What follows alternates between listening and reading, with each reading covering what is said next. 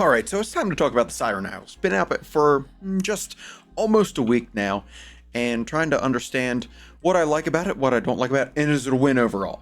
So, first and foremost, I thoroughly enjoy that you have to fly a good bit on the outskirts of town to get to this island. Makes you feel that it's not quite... not making it on the boat.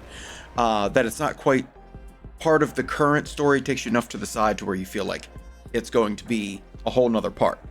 Now, I also really like that it's not a portal. Kind of over the whole portal game, getting to the new places kind of takes you far out, makes it feel like a totally different place. When you take a Zeppelin there and you dive off the top of the Zeppelin, you're good. It's right outside.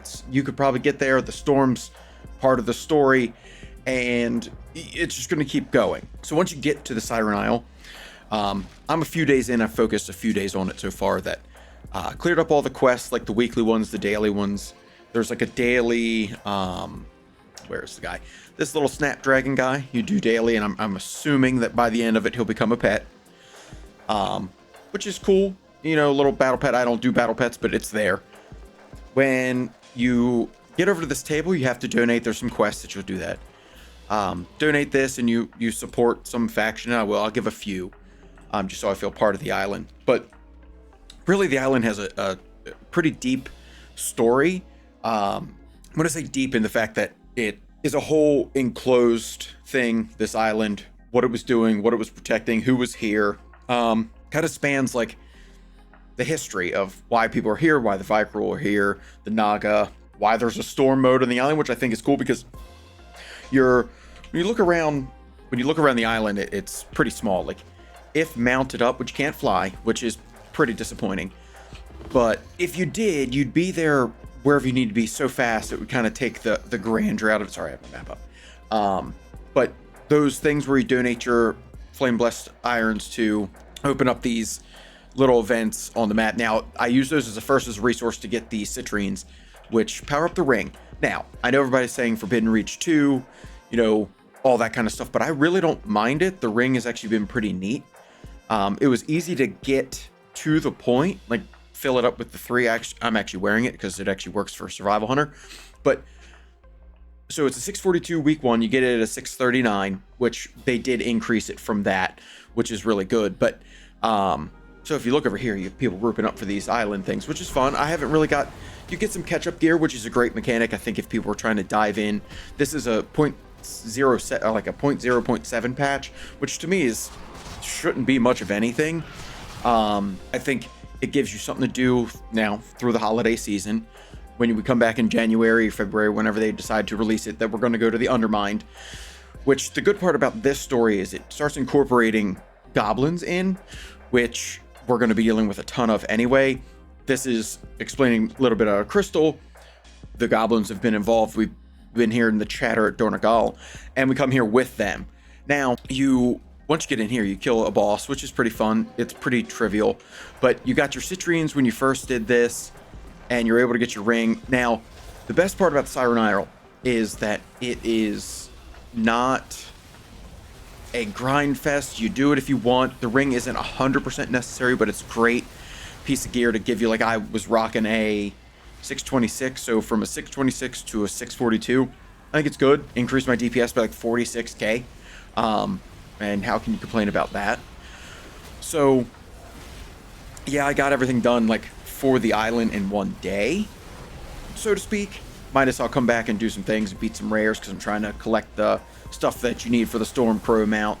And I will show you right after this fight. I'll show you actually a pretty cool little pet I came across and, you know, wondered why something was somewhere. But you get gear off of it. You can find things that you want. You can upgrade your ring, but you're done in one day, and you just visit if you want. 6 weeks, you can level the ring up, and I think it's going to be really cool at the end of it. We get little story tidbits. You find some things throughout the island, and I don't know, I just find it really neat.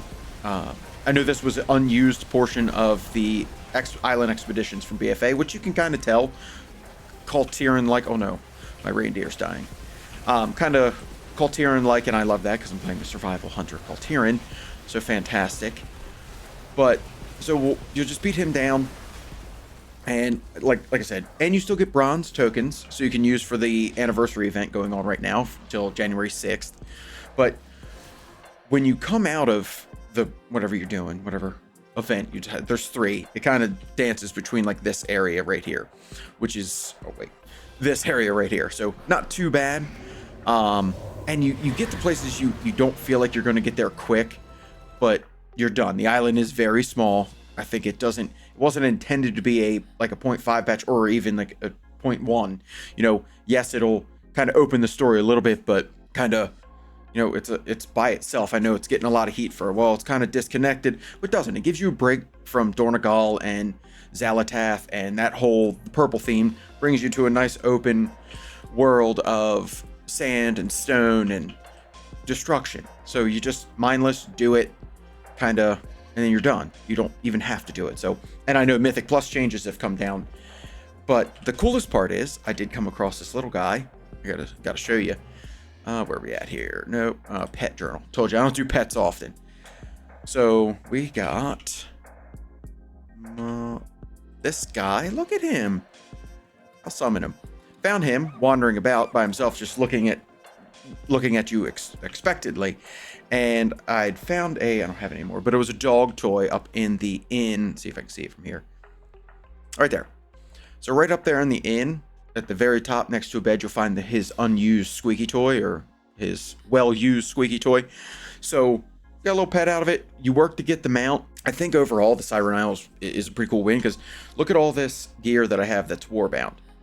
Veteran, get your brand new all up actually pretty quick. You get some green gear. I've actually been selling on the auction house, just making a couple pieces here and there, and I don't feel the need to be here all day. And the coolest part, though, let me get back to town. Hang tight. Which way is town? This way. We'll be there in 2 seconds. There's the Zeppelin you rode in on. You can enjoy it like this, relatively easy. The rares will spawn. You have plenty of time to get to the rares. I've come across from the town to all the way over here and still was able to get it. Like, if I wanted to go get the wreck water, I could. Not at the moment, because I'm going back here to switch the thing. The Vicruel is pretty cool. They're right outside of town, so it feels like you're actually an invader. Like you shouldn't be here, but you steal the ring off the skeleton from down in the vault. Read the story tablets. I think that's pretty cool. And then, where is this person? Okay, then you find Susie Bolt Wrench, and you click on her. You'll defend the camp for the storm. It turns into a different way. You look around, and it's pretty rough, tough. Elite mobs right out there in the water makes you a little more sense of danger, and how are you supposed to go through this island in this way. But the rares will change. You'll get, this is where how you farm the Stormcrow now. Don't quote me on exactly how to do it, but working on it slowly but surely. You have to kill some rares, pick up, I think it's like 4 different pieces. You got lightning bolts rolling down all over.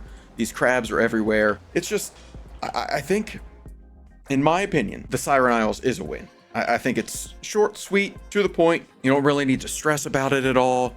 And it's fun. 2 different modes. I want to come back here where you normally in these kind of things, much like the Forbidden Reach. I did the quest line, never came back to it.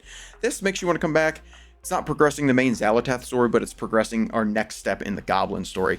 So, and after all that, I did forget one thing that's cool in the Siren Isle.